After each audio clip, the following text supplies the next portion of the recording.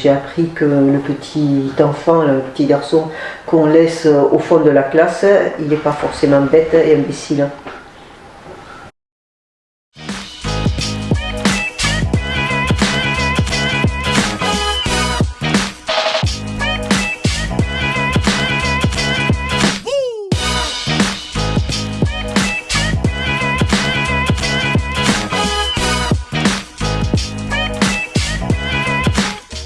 Je m'appelle Romain, j'ai 25 ans, je suis dyspraxique, dysorthographique, daltonien et hyperactif.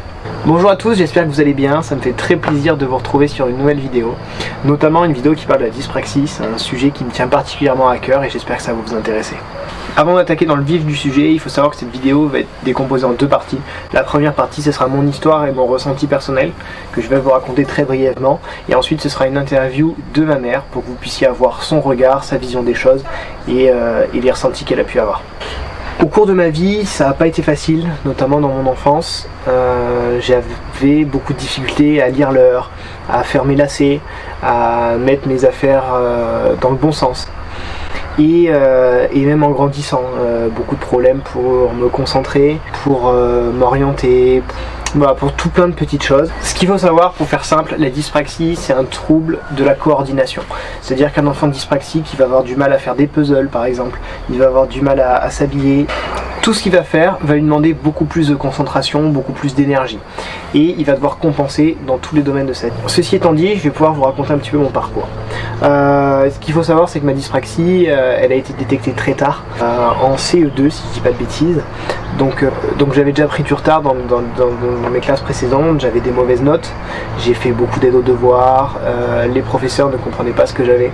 J'étais l'enfant mis à part, le pas doué, c'était pas normal.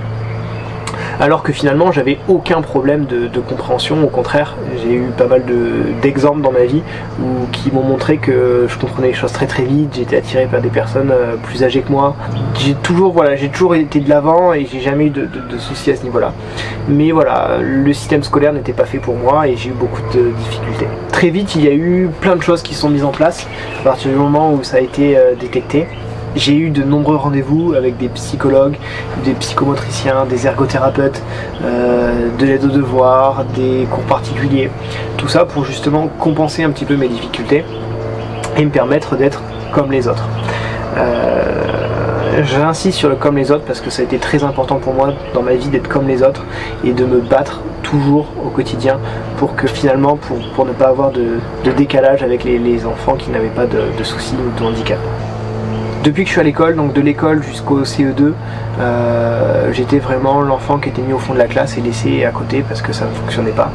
Les difficultés finalement elles se passaient au quotidien. Tout ce que j'entreprenais c'était plus dur. M'habiller le matin, aller en classe, rester concentré pendant de nombreuses heures, faire du sport. Dans ma vie j'ai eu pas mal de difficultés, j'ai été confronté à des adultes qui ne comprenaient pas, j'ai été confronté à des enfants qui ne comprenaient pas et les enfants c'est très dur. Tu sais pas écrire, pourquoi t'as un ordinateur, pourquoi t'as le droit à ça, moi aussi je veux faire comme toi, moi aussi je veux avoir ta maladie. Donc là la réponse que j'avais c'était ok, prends l'ordinateur mais prends la maladie aussi. La première difficulté que j'ai rencontrée c'était que j'avais très peu de temps pour moi. Entre le sport qui me faisait énormément de bien parce que j'avais besoin de me dépenser, besoin de me vider, de recharger mes batteries, au sport s'ajoutaient les rendez-vous médicaux qui étaient très nombreux, l'école qui était finalement le quotidien et les cours particuliers que je pouvais avoir en plus pour essayer d'avoir un niveau convenable et de pouvoir continuer une scolarité normale, classique. J'avais très peu de temps pour moi et ça a été une première souffrance. Parce que finalement quand les autres allaient jouer dehors, allaient s'amuser à faire telle ou telle chose, et moi je pouvais pas, j'avais toujours des choses à faire. Ça a été la première souffrance. Donc je vous invite vraiment, vous parents, ou enfants d'ailleurs, d'en parler pour essayer de trouver un équilibre et faire quelque chose qui vous aide sans vous empêcher de grandir, d'évoluer, de faire ce que vous avez à faire. La seconde souffrance à laquelle j'étais confronté, c'est les adultes ou les enfants qui ne comprenaient pas. Donc les adultes qui disaient c'est votre enfant, il est juste stupide, je le mets au fond de la classe, là-bas il parle pas, c'est très bien. Mes parents ont entendu des professionnels, des professeurs leur dire des choses comme ça et ça a été très dur pour eux et il a fallu quelquefois s'énerver effectivement pour faire comprendre et enregistrer les choses. Je disais que la parole des enfants était aussi très dure pour moi. Combien de fois j'ai des camarades, des amis, des copains qui me disaient mais moi aussi je veux avoir l'ordinateur comme toi, moi aussi je veux faire ça, moi aussi je veux avoir une feuille plus grosse, moi aussi je veux avoir un exercice en moins. Finalement t'as trop de la chance. Parce qu'ils ne comprenaient pas, c'est-à-dire comme c'est un handicap invisible, et bien pour les autres vous n'avez rien, alors qu'en fait vous avez vraiment des difficultés. Ce n'est pas que vous êtes moins intelligent, bien au contraire, c'est juste que vous fonctionnez complètement différemment. Et ça, les gens n'arrivent pas à le comprendre, et le système scolaire aujourd'hui n'est pas adapté à ça. Pour en revenir à mon parcours, les années se sont passées avec de nombreux combats, que ce soit avec des professeurs, avec des spécialistes, avec des gens qui ne comprenaient pas, pour que les choses avancent, évoluent, et on a lutté comme ça très longtemps. Arrivé en troisième, il fallait choisir ce que j'allais faire, où j'allais partir, bac professionnel, bac général, BEP, CAP, etc. À cette époque-là, je ne savais pas du tout ce que j'avais envie de faire. Et donc je me suis posé la question, est-ce que je ferais pas boulanger, est-ce que je ferais pas ci, est-ce que je ferais pas ça. Donc comme tous les enfants qui sont un peu perdus, je suis allé voir une conseillère d'orientation. Cette conseillère d'orientation, elle m'a dit qu'est-ce que vous allez faire, elle m'a fait passer tout un tas de tests, il en est ressorti que j'avais envie d'aller faire du commerce. Elle m'a dit, vu votre bulletin, vous pouvez même pas faire un bac pro commerce, allez en bac pro accueil, c'est presque pareil.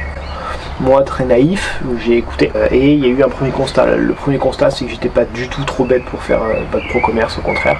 Et le deuxième constat, c'est que j'étais pas à ma place. Et là, ça a été mon premier choc. Et là, il y a eu un premier choc, c'est que le système scolaire n'est pas adapté.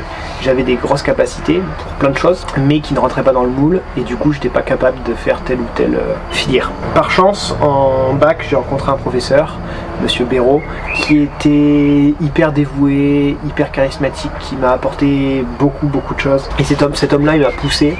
Et au final, j'ai fait un BTS, une licence et un master. Sur ma soutenance de mémoire de master, j'ai 19,6 sur 20. Plus les années ont passé, plus j'ai compris comment je fonctionnais, plus je suis tombé sur des gens bienveillants et plus les choses étaient faciles pour moi. À tous les enfants, à tous les parents, si j'ai un conseil à vous donner, c'est vraiment de vous battre jusqu'au bout. Vous êtes capable de faire de grandes choses. Aujourd'hui, j'ai de nombreuses passions, je fais beaucoup de sport, je fais du roller, je fais de la moto, je fais du snowboard, je fais du tennis, voilà, je fais énormément de choses et tout est possible, même si c'est dur, même si on vous dit que vous n'y arriverez pas, que c'est trop compliqué pour un enfant dyspraxique, que c'est pas possible. J'ai une petite anecdote là-dessus, je faisais du tennis et mon professeur de tennis a dit à mes parents mais je comprends pas, Romain, j'ai l'impression qu'il va jamais être sur la balle parce qu'il part trop tard, il n'a pas le temps d'anticiper le mouvement de la balle. Et au final, il y est toujours, donc je suis surpris. Tout ça pour dire qu'à force de vous battre et de compenser les choses, vous allez pouvoir atteindre vos objectifs. Même si vous voyez la balle plus tard, courez plus vite. C'est un peu la morale de cette histoire-là.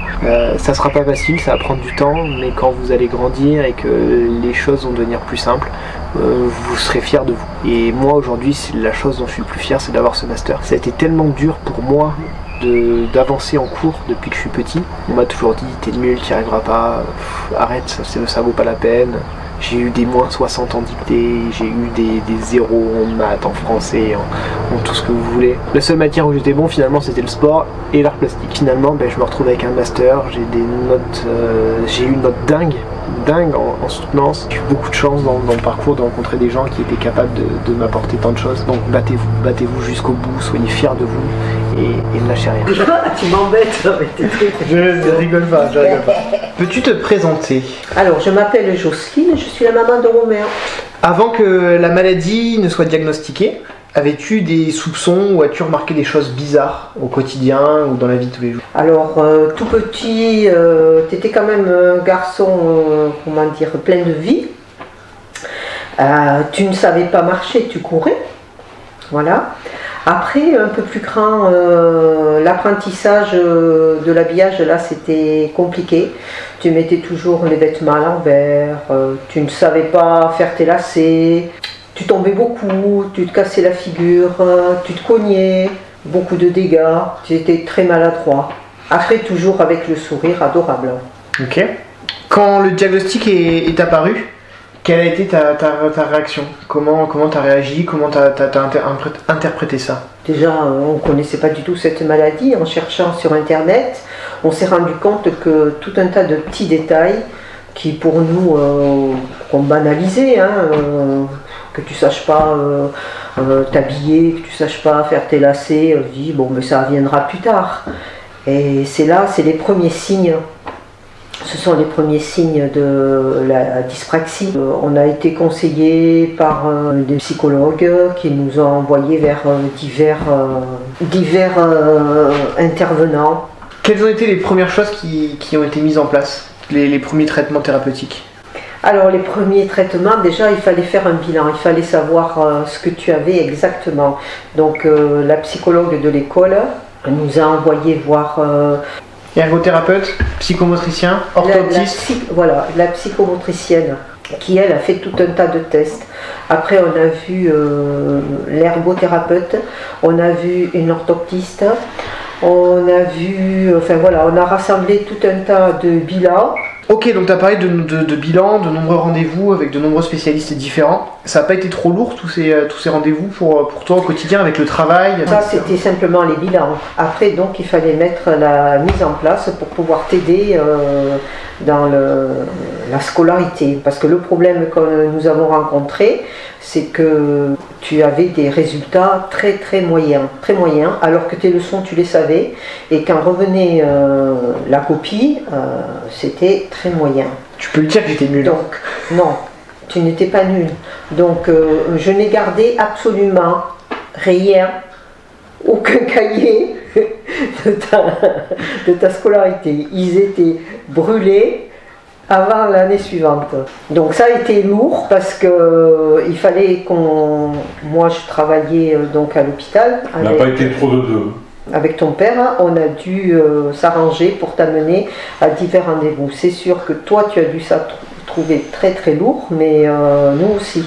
On rentrait du travail, on te mettait dans la voiture et on t'amenait voir un ergo, une orthoptiste, une psychologue, voilà. Psychomotricienne, orthophoniste.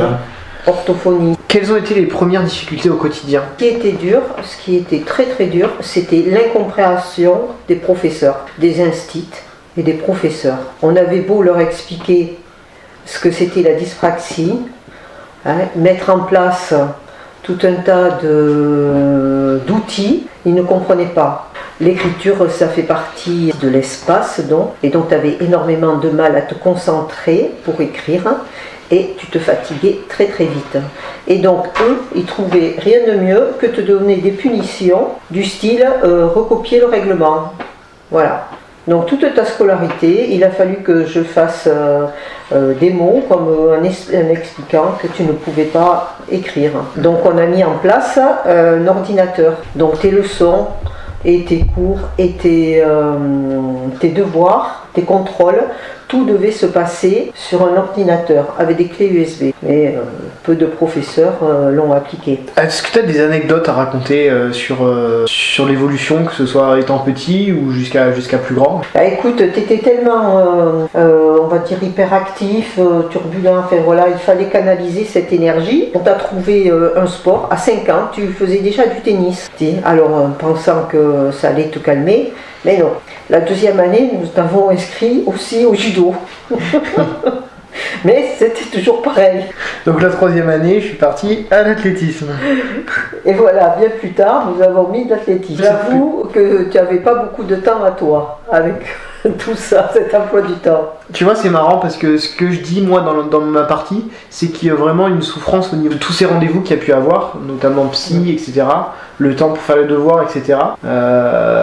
Et je dis aussi que le sport, ça m'a énormément aidé. Mais est-ce qu'au bout d'un moment, c'était pas trop de sport aussi, plus tout ça, c'était vraiment compliqué, quoi. Je pense pas. Les devoirs, c'était vraiment le calvaire. Le calvaire, pour toi comme pour moi. Je ne savais pas trop comment procéder. Si tu devais goûter avant, si je devais te laisser te divertir un peu avant d'attaquer les devoirs, mais on a tout essayé et ça a toujours été très très très fastidieux. Qu'est-ce qui était le plus dur pour toi durant toutes ces années? Je pense que c'était ça, c'était ton accompagnement scolaire, c'était cette désorganisation que tu pouvais avoir, et puis toujours l'échec. L'échec, on pense que tu sais ta leçon tu l'as savée à l'oral. On t'aurait interrogé à l'oral, tu aurais eu une très bonne note. On te la demande à l'écrit et c'est la cata. Les parents, les enfants qui traversent cette période, justement, pour les aider, les accompagner, qu'est-ce que tu pourrais leur conseiller pour... Après, tous les professionnels qui nous ont aidés, autant l'ergothérapeute, la psychomotricienne, ça a été une grande aide, franchement. Ok, qu'est-ce que tu as appris de tout ça? Est-ce que tu as tiré des leçons de tout cet enseignement que j'ai pu avoir et de ces 25 années auprès d'un enfant dyspraxique? J'ai appris que le petit enfant, le petit garçon qu'on laisse au fond de la classe, il n'est pas forcément bête et imbécile. Ça, c'est une leçon. Parce que c'est ce qui s'est passé depuis des années. Maintenant, heureusement, on fait plus attention à ces enfants-là. La preuve, hein. Tu as fait des études alors que je pensais que tu n'en ferais pas. Et tu as bien réussi dans la vie, je suis fière de toi. Ok. Ouais. Donc là, c'est intéressant parce que du coup, vous avez pu voir deux parties, mon ressenti personnel et celui que mes parents ont pu avoir. Du coup, tu dis effectivement qu'il y a un point qui est très important. Tu dis que je ne suis pas nul, qu'il faut encourager. Ah, il faut encourager. Qu'il y a eu beaucoup d'échecs. Beaucoup d'échecs. Et ça, c'est un point aussi où je reviens moi. J'aimerais vraiment dire que tous les enfants qui sont atteints de 10, que ce soit la dysgraphie, la dyslexie, la dyspraxie, la dysorthographie, ou même plusieurs 10 à la fois, moi en l'occurrence je suis dysorthographique et dyspraxique, tous ces enfants-là, ils sont pas nuls, ils ont des échecs, parce que le système dans lequel ils se trouvent, le système scolaire français notamment, ne correspond pas à l'éducation et à la façon dont on doit réagir. C'est-à-dire que notre fonctionnement il est différent des autres enfants et on ne peut pas forcément s'adapter et ça n'empêche de faire des grandes choses. Et tout ça pour dire que vos enfants, que vous parents, vous êtes capables d'aller loin, de faire de grandes choses. Et il faut surtout pas dire que votre enfant est nul parce qu'il n'y arrive pas, ou écouter des professeurs qui diraient il est sous-doué, il faudrait qu'il fasse encore plus d'aide aux devoirs, il faudrait qu'il prenne des cours particuliers. Parce que finalement c'est pas ça, c'est pas un problème de compréhension, c'est un problème de restitution, je dirais. Oui, restitution, l'apprentissage, la façon d'apprendre. Chaque enfant est différent. Et tu m'avais dit aussi une fois, tu racontais une histoire avec les poésies que tu apprenais à Morgane. Ah oui, les poésies. Et c'est vrai que je ne pensais pas qu'il y aurait des soucis comme ça à l'école. Parce que quand tu étais petit, tu apprenais la poésie de ta sœur, tu savais la poésie. Et je m'étais dit, oh là là, super, alors avec Romain, on n'aura aucun souci. Karma. Donc en fait, ce qu'on peut conclure aussi de tout ça, c'est que vous voyez, je courais avant de savoir marcher, j'apprenais des choses avant d'avoir l'âge nécessaire. Et il y a plein de choses où j'étais en avance, mais à contrario, sur tout ce qui était... moi du coup c'est une dyspraxie visio-spatiale, hein, je le rappelle, mais tout ce qui était géométrie, orthographe, repères dans l'espace, faire ses lacets, lire l'heure, mettre ses affaires dans le bon sens. Ta maladresse, hein. La dyspraxie c'est ça, c'est c'est comme si nous avions des gants à chaque fois sur nos mains. Donc essayez de travailler avec des gants MAPA toute une journée, vous allez vous rendre compte comme c'est difficile et qu'on peut vite renverser un verre. Est-ce que tu l'as fait cette expérience quand on en a parlé? Ah mais c'est clair, mais moi je travaille déjà avec des gants, c'est une évidence. Tu t'en rends pas compte, mais combien de fois tu casses une assiette, tu casses un verre, tu renverses quelque chose, c'est ouf. Pour conclure cette vidéo, il y a deux choses. La première chose, si vous avez envie d'échanger, de discuter avec moi au sujet de votre enfant, de son quotidien, je suis disponible. Vous avez mon adresse email dans la description et puis on pourra échanger avec grand plaisir. Et la deuxième chose, donc le meilleur conseil qu'on peut donner aux enfants et aux parents, c'est croyez en vous. Voilà, et de ne pas perdre espoir surtout. Vous pouvez faire de grandes choses. J'en ai parlé en étant sur mon ressenti personnel. Ma mère en a reparlé maintenant. Mais voilà, aujourd'hui, j'ai plein de passions. J'ai un bac+5. J'ai fait plein de choses où d'autres enfants normaux, entre guillemets, n'arrivaient pas. Donc voilà, croyez en vous. Vraiment. Voilà, et je veux pas me la péter, mais sur mon mémoire de master, j'ai eu 19,6 sur 20. J'espère que cette vidéo vous plaira. Je sais pas ce que ça va rendre, mais merci d'avoir regardé. Et puis, à la prochaine. Il va falloir que tu censures pas mal de choses parce que c'est pas terrible. Tu veux que je censure quoi? Et j'ai tout ce que je dis.